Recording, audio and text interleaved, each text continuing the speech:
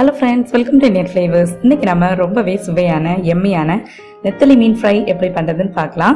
இது வந்து நம்ம எல்லாரோட ஃபேவரட் டிஷ்ஷா இருக்கும். ரொம்பவே வாசனையாவும் இருக்கும். செஞ்சு பார்த்துட்டு எப்படி இருந்துச்சுன்னு கமெண்ட்ஸ்ல மறக்காதீங்க. இப்போ நம்ம வீடியோக்குள்ள போறதுக்கு முன்னாடி மறக்காம என்னோட சேனலை சப்ஸ்கிரைப் பண்ணிக்கோங்க. இப்போ வாங்க வீடியோக்குள்ள போலாம். நெத்தலி மீன் ஃப்ரை பண்றதுக்கு ஃபர்ஸ்ட் நம்ம நெத்தலி மீனை ஊற வச்சிடலாம். நான் இன்னைக்கு ஒரு 1/4 கிலோ அளவு நெத்தலி மீனை நல்லா க்ளீன் பண்ணி வாஷ் பண்ணி எடுத்து வச்சிருக்கேன். இனி இதுல ஒரு 1/2 டீஸ்பூன் அளவு மஞ்சள் தூள் ஆட் பண்ணிக்கலாம்.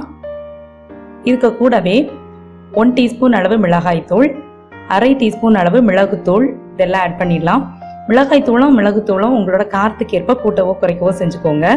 அடுத்தது வாசனைக்காக ஒரு 1/2 டீஸ்பூன் அளவு பெருஞ்சீரகத்தூள் ஆட் பண்ணிக்கலாம். அடுத்து ஒரு 1/4 டீஸ்பூன் அளவு மல்லித்தூள் சேர்த்துக்கலாம்.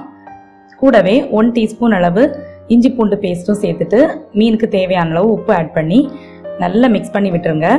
அந்த மசாலா வந்து அப்பதான் மீன்லலாம் நல்லா பரவும். இந்த மாதிரி கை வச்சு நல்லா மிக்ஸ் பண்ணி விட்டுக்கோங்க. இனி இதை ஒரு 1/2 அன் ஹவர் அப்படியே நல்லா ஊற வச்சிடலாம். மசாலா நல்லா ஊறட்டும். ஒரு 1/2 அன் ஹவர் கழிச்சு பார்த்தீங்கன்னா மீன் வந்து மசாலா எல்லாம் நல்லா ஊறிடுச்சு. நம்ம பொரிச்சு எடுத்துடலாம். ஒரு கடாயில் தேங்காய் எண்ணெய் ஆட் பண்ணிக்கலாம். நெத்தலி மீன் ஃப்ரைக்கு எப்போவுமே தேங்காய் எண்ணெய் ஆட் பண்ணால் தான் நல்லா டேஸ்ட்டாக இருக்கும். இப்போ எண்ணெய் நல்லா சூடாயிடுச்சு. நம்ம ஊற வச்சுருந்த மீனை கொஞ்சம் கொஞ்சமாக இதில் சேர்த்துடலாம். நான் இன்னைக்கு 2 பேட்சாக பொரிச்சு எடுத்துக்க போகிறேன்.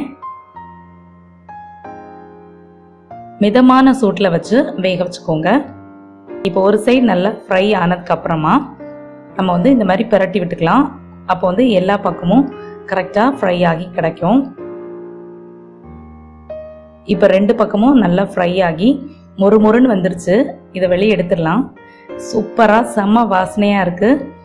அவ்வளோதான், நம்மளோட சுவையான நெத்தலி மீன் ஃப்ரை சூப்பராக ரெடி ஆயிடுச்சு. கண்டிப்பாக நீங்களும் இந்த ரெசிபியை ட்ரை பண்ணி பாருங்கள். உங்கள் வீட்டில் இருக்க குட்டீஸ்லேருந்து பெரியவங்க வரைக்கும் எல்லாரும் சூப்பராக விரும்பி சாப்பிடுவாங்க.